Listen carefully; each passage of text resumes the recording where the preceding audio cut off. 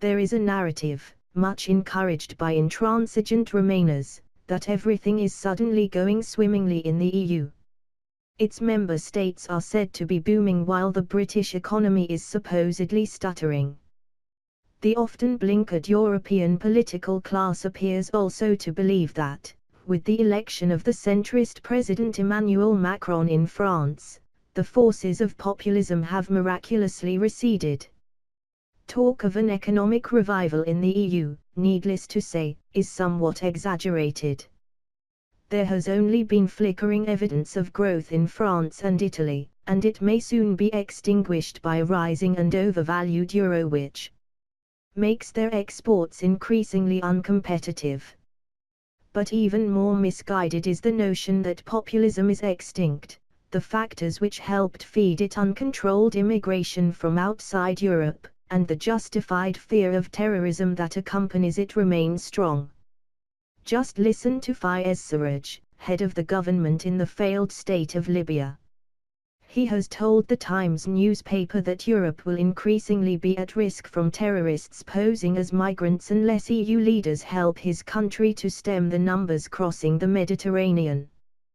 There are an estimated 700,000 migrants in Libya hoping to come to Europe, according to Mr. Sarraj. Would-be terrorists are able to pass unvetted into Libya.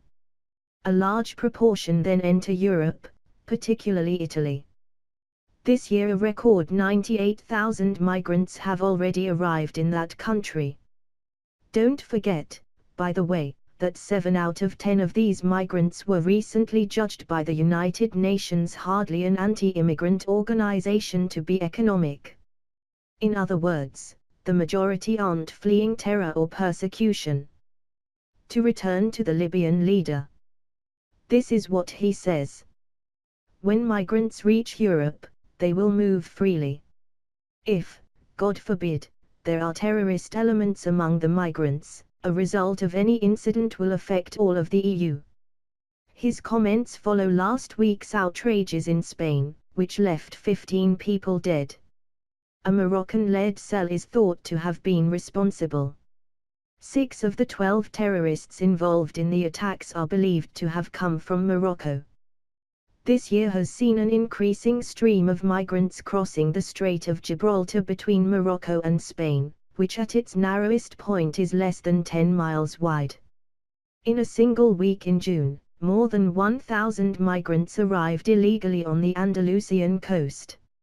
Admittedly, there are fewer migrants waiting in Morocco to go to Spain than there are in Libya with an eye on Italy, but as a proportion of the whole there may be more terrorists.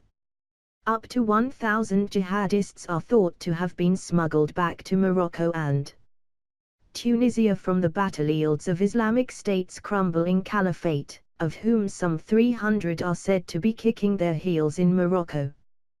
One way and another, this is a serious state of affairs. Even if only one among 1,000 migrants is a prospective terrorist, that would imply a significant number of very dangerous people wanting to enter Europe, and doubtless often succeeding. You'd think EU leaders would be in state of panic, but they're not. A chilling insight into Brussels' prevailing complacency was provided by Javier Solana, a former EU Foreign Affairs chief, on Radio 4's Today program yesterday. Mr. Solana suggested that the terrorists responsible for the Spanish attacks were well integrated, played football, spoke Spanish and had good jobs. In his mind, the rogue of the story was a recently arrived extremist imam, who corrupted young minds. Can it really be as simple as that? I'd say there was a much bigger challenge, regulating and screening the influx of migrants who are entering Italy, Spain and other EU countries illegally, sometimes without even being interrogated by an official. And, of course, there would be a huge problem even if there wasn't a single terrorist among these waves of mostly economic migrants. Some 600,000 have landed in Italy since 2014. Which, according to its left-of-centre Interior Minister, Marco Minniti, is pushing the country to the limits of its tolerance. The fact is that, although EU leaders claim they want to help. President Macron arrived in office in May promising to support Italy. Nothing has been done. 2 months after Macron's fraternal pledge, France closed its borders to migrants from Italy. Austria has done the same, and plans to send troops to police its border with Italy. That's not to say some unchecked migrants are not sneaking northwards in the back of lorries, and potentially towards our shores. Meanwhile, Italy, whose economy is sclerotic, is boiling with rage and resentment as it struggles with hundreds of thousands of migrants without help from its neighbors. Unsurprisingly, populist parties have been thriving. The anti-establishment Five-Star movement, which has increasingly cast itself as anti-migrant, is vying with the ruling Democratic Party in the polls. The even more explicitly anti-migrant, far-right Northern League has been gaining support. Perhaps Brussels is so certain that populism has abated that it has failed to remember the Five-Star movement is anti-Euro and Eurosceptic, as is the Northern League. An alliance between the two is increasingly on the cards after a general election which must take place before the end of next May. Only a fool would rule out the possibility that there may be an upset in Italy next year, largely caused by the migrant crisis so blithely ignored by Brussels, which could lead to the country leaving the euro and, not inconceivably, the EU. That would make Brexit look like a genteel tea party, and take the smile off the faces of the insufferably arrogant Jean-Claude Juncker and Michel Barnier, who are so eager to rub British noses in the dirt. Of course it may well not happen. But even if it doesn't, there are bound to be further upheavals if EU leaders do nothing about the invasion of uncounted migrants, and continue to fail to appreciate the danger that terrorists may exploit Europe's porous southern border. What could Brussels do?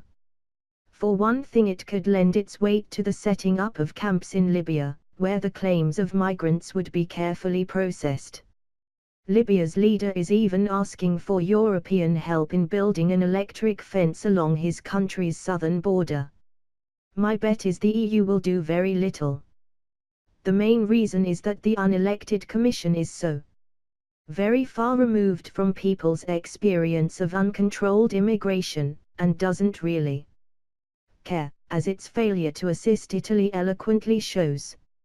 Moreover, Europe's most powerful politician, Angela Merkel, who will probably be re-elected as German Chancellor next month, still does not appear to grasp fully her historic mistake in encouraging nearly 1 million migrants to enter Germany in 2015.